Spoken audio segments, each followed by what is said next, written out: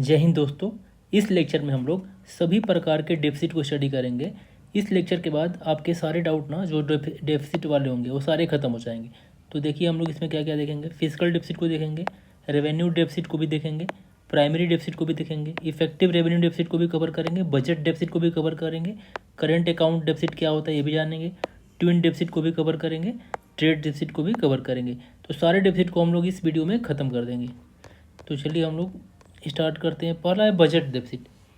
देखिए budget deficit क्या होता है ना, टोटल एक्सपेंडिचर में से टोटल रेवेन्यू को जो माइनस करने पे जो आता है वही क्या होता है, बजट डेफिसिट होता है। ठीक है, इसमें देखिए बारोइंग शामिल नहीं होता, इसमें बारोइंग शामिल नहीं होता। अब देखिए फिजिकल डेफिसिट, देखिए जो गवर्नमेंट की बारोइंग होती है ना उसी को क्या बोलते हैं, फिजिकल डेफिसिट बोलते हैं। तो देखिए इसका फॉर्मूला क्या होता है ये आपको याद रखना बहुत ज़रूरी है। टोटल एक्सपेंडिचर में से total revenue receipt, non tax receipt and recovery of loan सबको माइनस करते हैं। ठीक है, यानी रेवेन्यू रिसिप्ट को भी माइनस करेंगे, नॉन टैक्स रिसिप्ट को भी माइनस करेंगे और रिकवरी ऑफ लोन्स को भी माइनस करेंगे टोटल एक्सपेंडिचर में से। तो जो बचेगा उसको क्या बोलते हैं, फिजिकल डेफिसिट बोलते हैं। अब देखिए नॉन टैक्स रिसिप्ट का मतलब क्या हुआ, जैसे देखिए आप लाइसेंस बनाते हैं तो उसके लिए फीस देते हैं तो क्या हो जाएगा, नॉन टैक्स रिसिप्ट हो गया। पासपोर्ट बनाते हैं तो उसमें देते हैं, या कोर्ट फीस देते हैं, या पेनाल्टी देते हैं, फ़ाइन देते हैं। ठीक है, ड्राइविंग लाइसेंस बनाते हैं तो उसके लिए फ़ी देते हैं, तो वो किस में आ जाएगा, नॉन टैक्स रिसिप्ट में आ जाएगा वो। और रिकवरी ऑफ लोन्स भी हो जाएगा उसमें। जैसे मान लीजिए गवर्नमेंट ने किसी कंपनी को लोन दिया है या किसी अदर कंट्री को लोन दिया है तो उसका रिकवरी करेगा तो वो भी किस में आ जाएगा, रिसिप्ट में आ जाएगा। ठीक है, तो यानी फिजिकल डेफिसिट में से क्या करते हैं, टोटल एक्सपेंडिचर में से टोटल रिसिप्ट को माइनस करते हैं। ये भी आप याद कर सकते हैं, टोटल रिसिप्ट को माइनस करते हैं, उसमें बारोइंग को शामिल नहीं करते हैं। ठीक है, अगर फिजिकल डेफिसिट क्या होता है, जितना बारोइंग होगा ना उसी को क्या बोलते हैं, फिजिकल डेफिसिट बोलते हैं।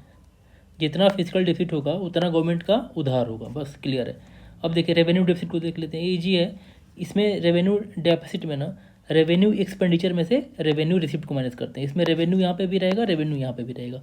एक्सपेंडिचर में से रिसिप्ट को माइनस करते हैं, रेवेन्यू एक्सपेंडिचर में से रेवेन्यू रिसिप्ट को माइनस करते हैं। देखिए रेवेन्यू का मतलब क्या होता है, रोज़मर्रा का जो खर्चा होता है उसको क्या बोलते हैं, रेवेन्यू बोलते हैं।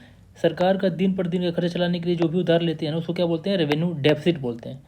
यानी जैसे सपोज करिए गवर्नमेंट को सैलरी दे रही है अपने एम्प्लॉय को, तो क्या ये रोज़ का काम है उसका, या कोई अपना ऑफिस चलाने के लिए चाहिए, या सपोज करिए उनके पेट्रोल कार में पेट्रोल भरवाने के लिए चाहिए, तो ये सब क्या रेवेन्यू डेफिसिट में आ जाएगा, डेफिसिट में आ जाएगा। क्योंकि इससे क्या होता है, एसेट क्रिएट नहीं होता है, इससे एसेट कोई क्रिएट नहीं होता है, ना लाइबिलिटी क्रिएट होती है। ठीक है, प्राइमरी डेफिसिट देखिए, प्राइमरी डेफिसिट में क्या होता है ना, अगर फिजिकल डेफिसिट हमने जो निकाला उसमें से इंटरेस्ट पेमेंट को माइनस कर देंगे ना तो क्या हो जाएगा, प्राइमरी डेफिसिट हो जाएगा। अभी इंटरेस्ट पेमेंट किस पे होता है, सपोज करिए जो हमने लोन ले रखा है, भारत सरकार ने लोन ले रखा है, तो पिछले साल सपोज करिए कि 2024 में लोन ले रखा है, ये 2025 चल रहा है, तो जो इसमें 2024 में लोन ले रखा है तो 2025 में भी उस पर इंटरेस्ट देना पड़ेगा उनको, तो इस इंटरेस्ट को माइनस कर देते हैं हम। फिजिकल डेफिसिट में से इंटरेस्ट पेमेंट को माइनस कर देते हैं तो उसको क्या बोलते हैं, प्राइमरी डेफिसिट बोलते हैं। अब देखिए इफेक्टिव रेवेन्यू डेफिसिट, देखिए इसमें इफेक्टिव रेवेन्यू डेफिसिट में ना जो रेवेन्यू डेफिसिट में से ना जो रेवेन्यू डेफिसिट होता है हमारा, उसमें से ग्रांट्स ऑफ कैपिटल एसेट को माइनस कर देते हैं। जैसे सपोज करिए कि अगर कोई भी गवर्नमेंट ने ग्रांट दिया, जैसे भारत सरकार ने, इंडियन सरकार ने स्टेट को क्या दिया, कुछ ग्रांट्स दिए, तो उस ग्रांट्स में ना कुछ कैपिटल एक्सपेंडिचर के लिए भी रहेगा।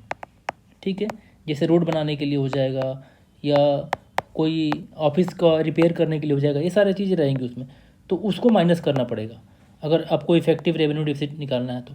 यानी रेवेन्यू डेफिसिट में से ग्रांट्स फॉर कैपिटल एसेट को माइनस करना पड़ेगा, ये आपको याद रखना होगा। जैसे जो कुछ रेवेन्यू खर्च जो होते हैं ना वो एक्चुअली क्या होते हैं, कैपिटल एसेट ही होते हैं, तो उनको इसमें से माइनस करना होगा आपको, आइडेंटिफाई करके कि ये चीज़ें कैपिटल क्रिएट कर रही हैं, एसेट हैं, तो इसलिए इसको माइनस करना पड़ेगा रेवेन्यू डेफिसिट में से, तब जाके क्या बनेगा, वो इफेक्टिव रेवेन्यू डेफिसिट बनेगा।